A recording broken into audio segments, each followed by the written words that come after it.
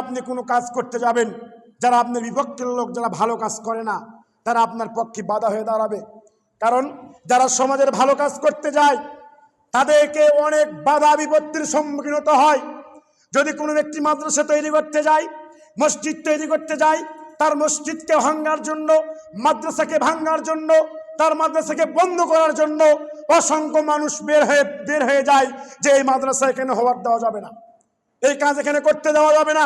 কিন্তু পক্ষান্তরে ওই সমস্ত খারাপ মানুষ যারা মসজিদ বন্ধ করতে চায়, মাদ্রাসা বন্ধ করতে চায়, এই সমস্ত ব্যক্তিদের সামনে যখন গান বাজনা তৈরি করা হয়, গান বাজনার আসর বাজানো হয়, কনসার্ট তৈরি করা হয়, সেই সময় তার মুখ দিয়ে কথা বলাবে না, তখন কথা বলার শক্তি পাবে না, সাহস পাবে না। যখন মসজিদ মাদ্রাসা তৈরি করবে তখন যত প্রকার রাজনীতির ক্ষমতা রয়েছে সব ক্ষমতা প্রয়োগ করবে।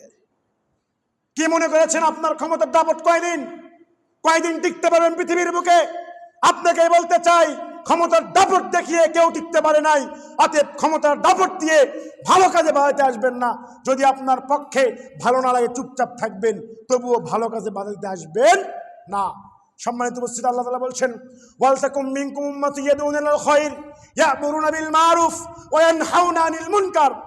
আল্লাহ তাআলা বলছেন যে তোমাদের মধ্যে এমন একটি দল, এমন একটি জাতি থাকা দরকার যারা মানুষকে ভালোর দিকে আহ্বান করবে, মন্দর দিক থেকে নিষেধ করবে। তো এরকম দল পাওয়া খুব মুশকিল। এই গীবতের কারণে